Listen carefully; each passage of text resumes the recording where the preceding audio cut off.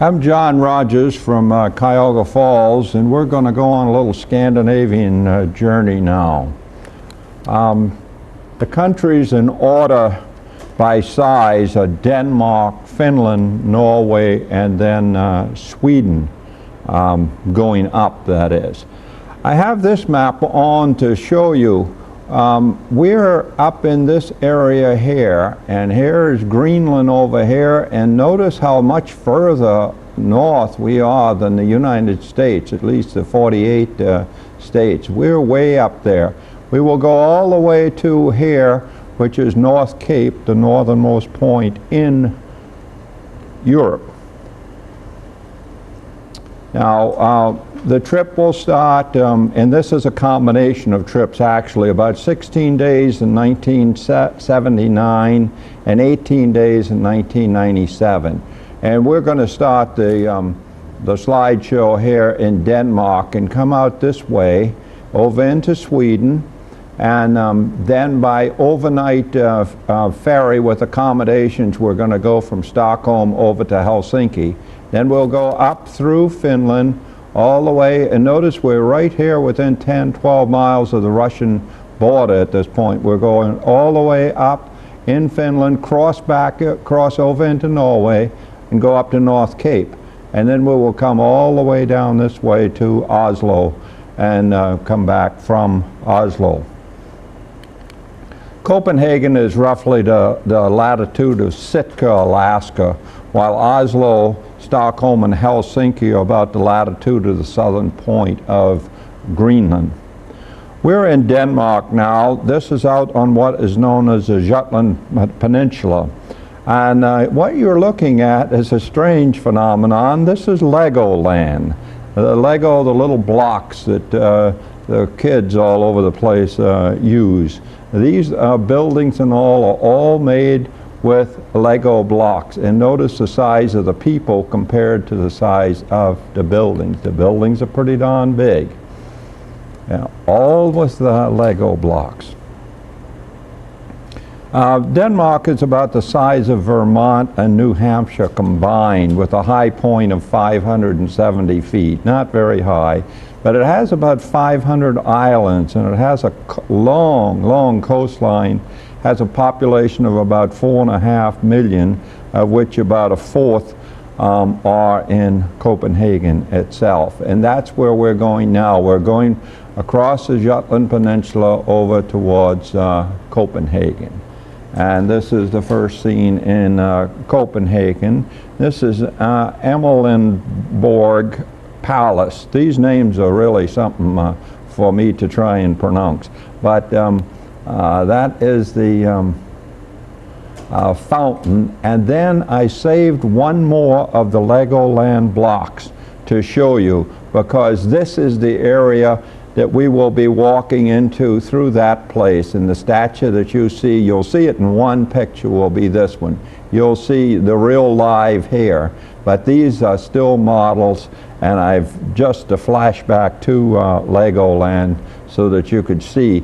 And in this model here that you see, I happen to know the number of Lego bricks, and there are 900,000 in there. This was originally 4 different mansions. This residence here is the present royal family home. And in the background you will see a church in a moment, and that church will be Frederick's church.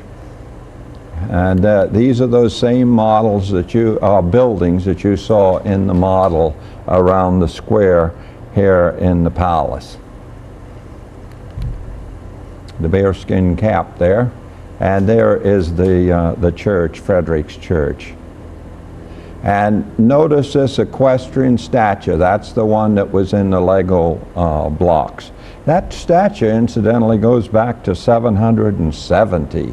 Way back.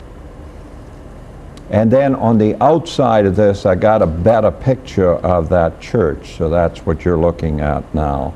But we're still in that same general area as I show you the last picture of that fountain. Now we'll go over to Rosenborg Palace. This one was built in the 1600s by Christian IV, and pictures of the outside and all of this are followed then by crowns that we will see down below. Incidentally, I was able in this case to take pictures inside the palace, which is not always possible.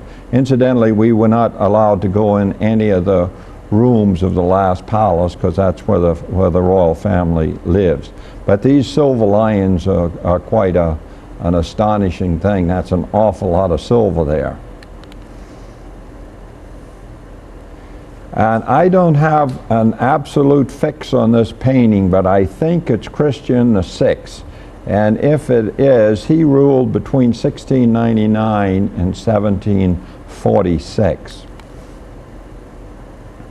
And then down in the bottom floor of this palace are the crowns. That's one of them, and then here's one of the porcelain, I guess it's porcelain containers, and then here is the other crown. Quite splendid sort of stuff. Down by the waterfront now, and remember there's a lot of coastline here in Denmark and in Copenhagen itself. This is a old sailing ship here, and one of the overnight ferries there. But I like the sailing ships myself.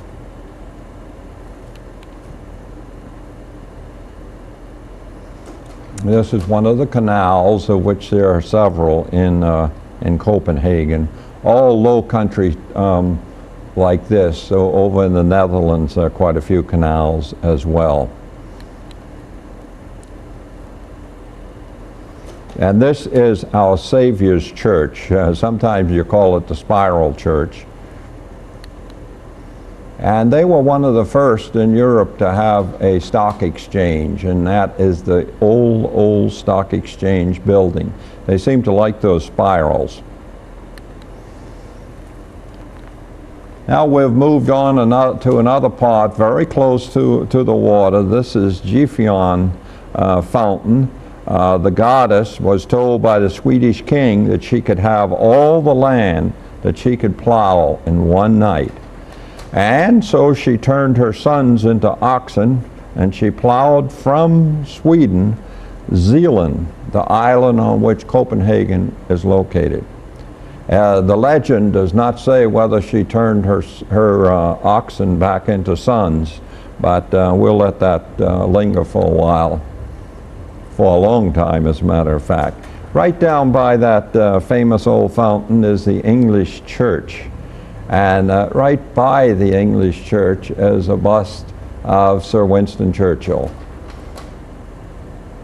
Now, those things were by a promenade called L'Evangelina, which also passes by The Little Mermaid by Edvard Eriksson. This is from the Hans Christian Andersen Little Mermaid. The first time we saw her and I photographed her, within a couple of months we were back in the States and somebody cut the head off.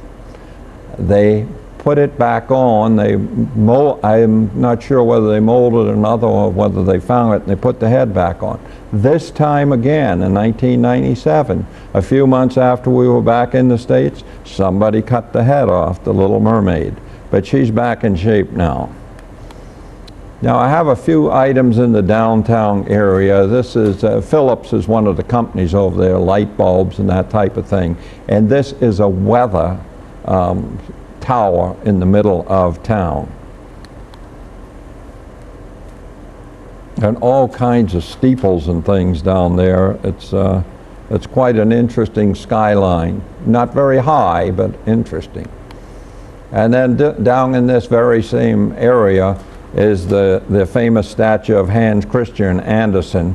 Remember, he was the one that wrote the Little Mermaid.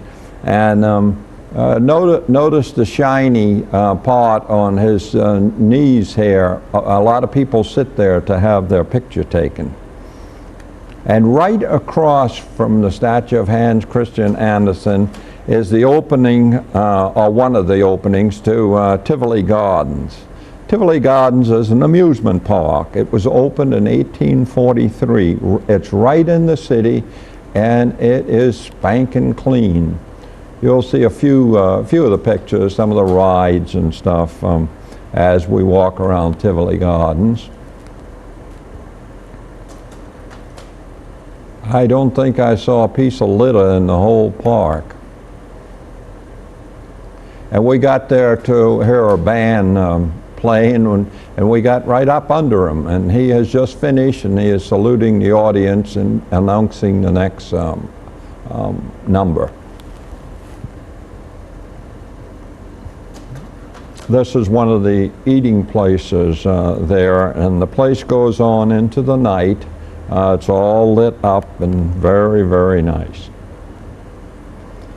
And then this present building only goes back to early in this century, and this is Christiansborg Palace Castle Sada. And on the first trip, we never got into the grounds of this palace, and so I was happy to be able to do it this time. And then just a picture or so from inside, maybe just one. Nope, two.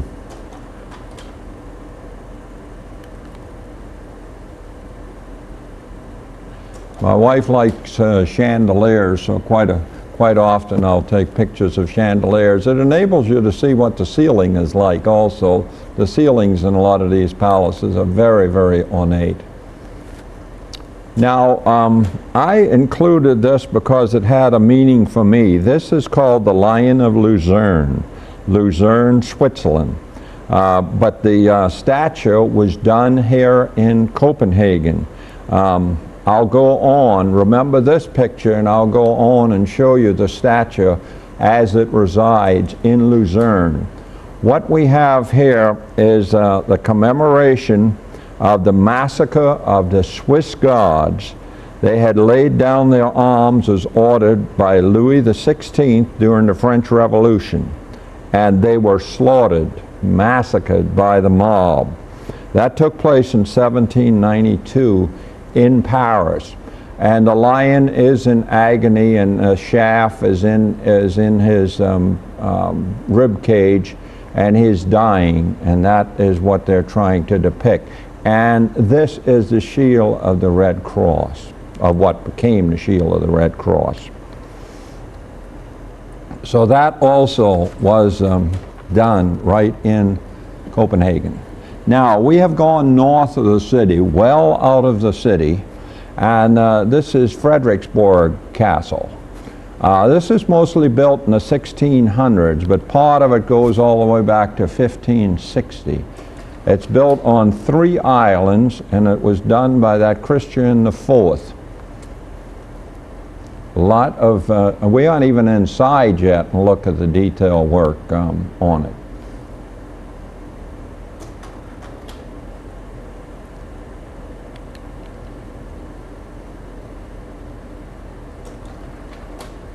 I mentioned how ornate some of the ceilings were, and look at that one.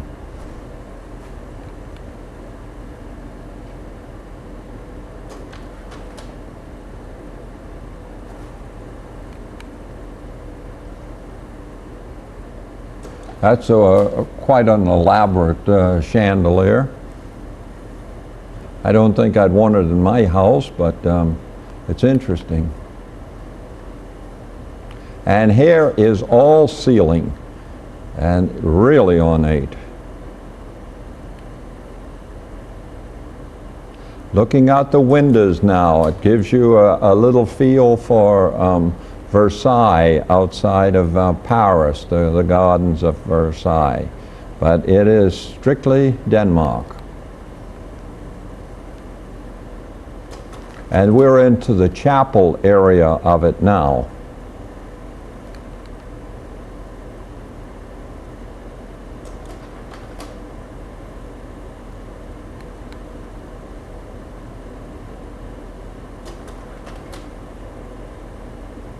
A lot of interesting things within that chapel. And here's sort of an overall view. That last picture, the close-up of the stained glass, is those down there.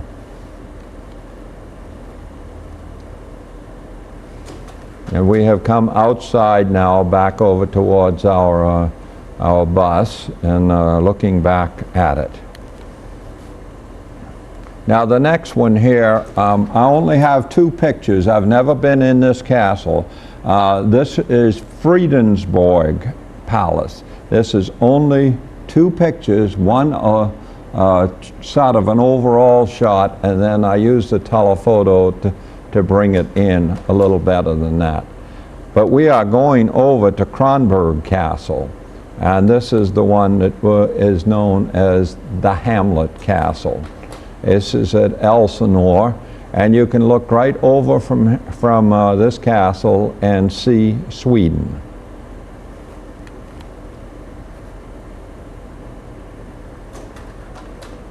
They were doing some work on this, as I remember, some scaffolding. The guns lined up pointing over towards Sweden.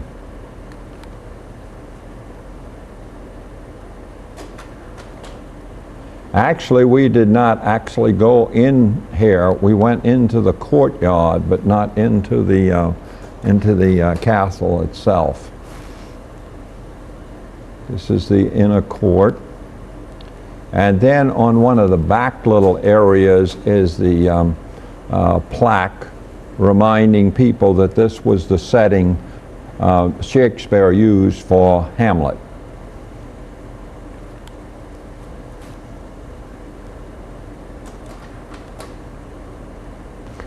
This was taken the next morning from the ferry as we were crossing right here, going over to Sweden. But I'm back in the castle now, and all of this that you see across the way is Sweden. The ferry is very, very short run to get us over there. It's not too far.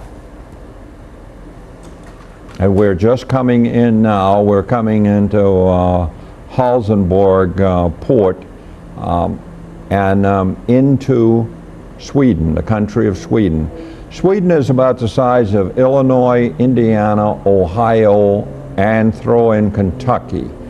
Its highest point is about 7,000 feet, and that's way up north in what's known as Lapland.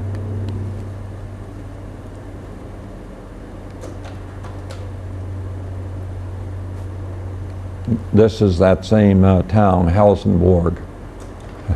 There's a couple of people there. Looks like they're resting. They must be tourists, I suppose.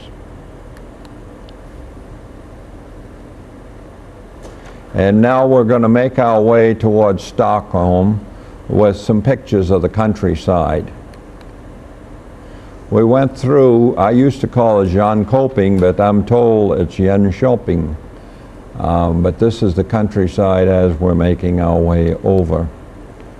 Stockholm, we'll be there in a couple of shots. Stockholm has a population of 800,000.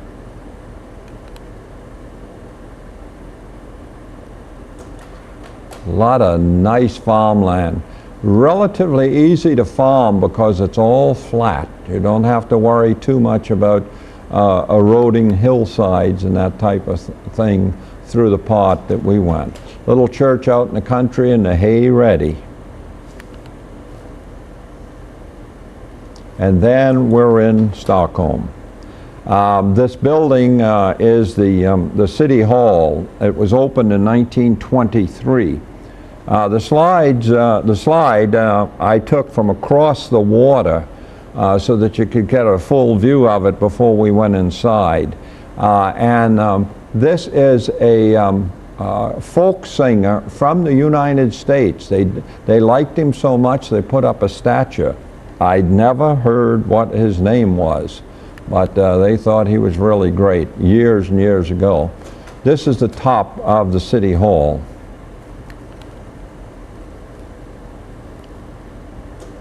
Quite a place, this City Hall.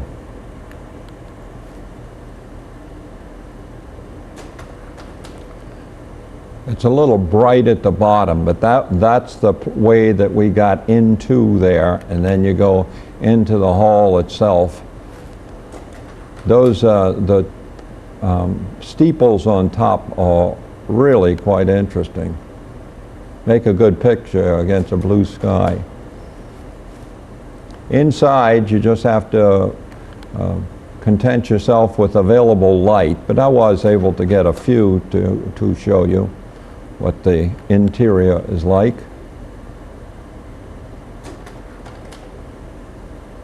A lot of people, all of those are tourists.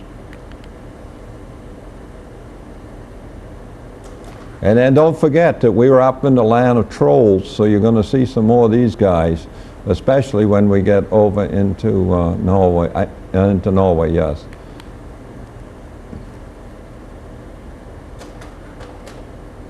This is all inside that beautiful city hall, but not real old, 1923.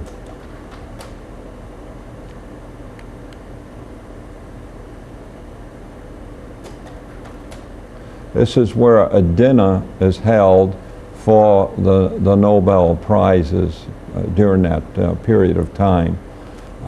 They're not awarded here. Just outside the City Hall,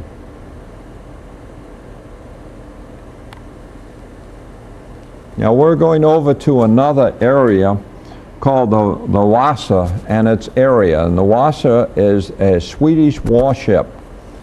Had 64 cannons on it, and it sunk in 1628. And the outside building for the thing is fantastic enough.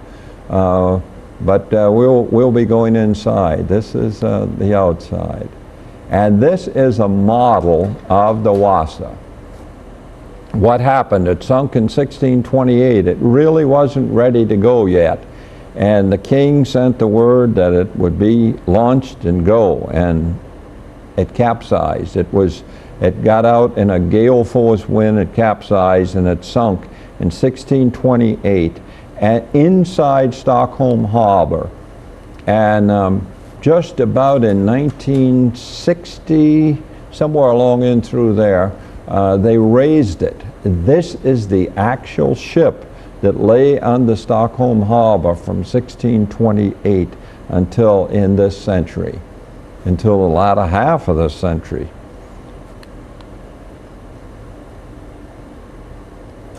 When my wife and I first saw this on our first trip up there, they were still sprinkling the whole time.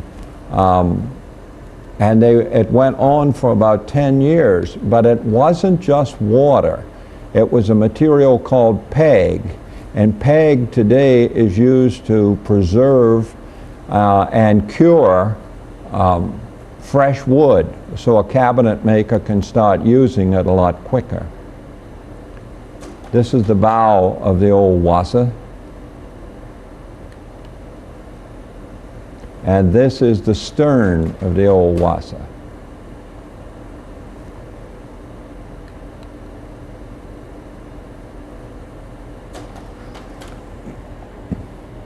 And now we're over by the Wasa. My back is towards the building that houses the Wasa, at this beautiful building right there. And then we stepped on the bus and moved out over to a spot where we could really see the harbor. So I'm just going to sweep the harbor here and show it to you. It is beautiful.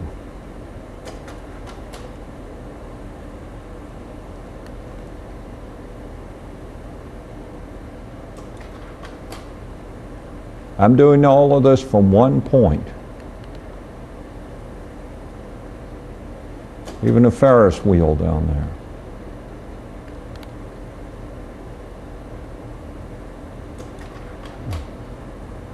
Sort of a rainbow roll effect there. And that will be the last one of the harbor itself. But we move outside of the city just for a little bit. I wanted to show you this old theater. We did not go to this on our last trip, But this is the Royal Palace and the Drothenholm Court Theatre, which goes back to 1766. Just out on the edge of Stockholm. A neat place to go. It was amazing how they changed the screens and everything when they were doing a play. Even back then, they had it mechanized to the point where they could make their stage changes very fast. And that's a fairly dark slide, but that's what it looks like as you approach it. Now we're going back into the town, and this is the building where the Nobel Prizes are awarded, except the Peace Prize. The Peace Prize is always awarded in Oslo over in Norway. And then this is the Royal Opera and Theatre. And I have it down that it is followed by a lion statue. So we shall see. This is the theater here, or the other was the opera. Yeah, there is the old lion. He's laying out in a park there with his paw on that ball of some sort. And you can see these things are very shiny because the kids play on them a lot.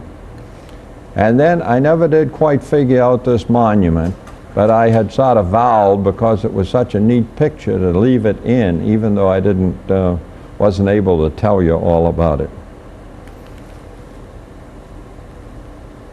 And this is the Royal Palace. Sort of a forbidden-like place. We did not go in it, but it was 1690 to 1754 before they finally finished. Then we watched the changing of the guard there, a little less ornate than the changing of the guard at Buckingham Palace over in London.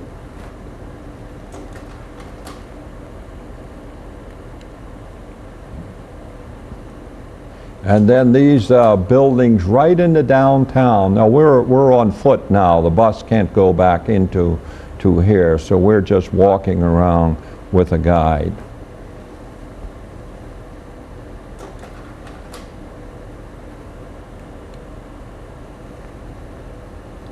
And then behind that obelisk is Storachan Cathedral. This goes back to the 13th century, but it was rebuilt in the 15th century. I have no record of what caused the rebuilding. But inside, you'll have to let your eyes get used to it. I've got you right in here. That is a wooden statue of St. George and the Dragon, and that dates from 1480.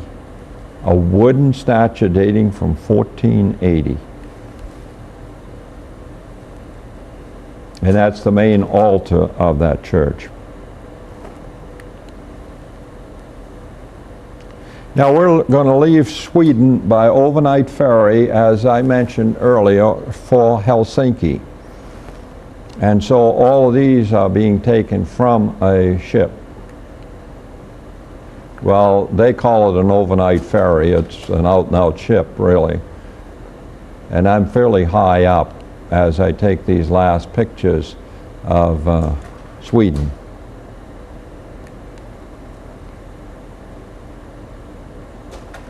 Nice little lighthouses as you go along, just a neat place.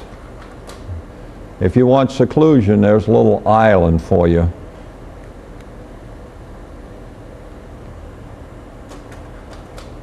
And that is the last of the Swedish slides.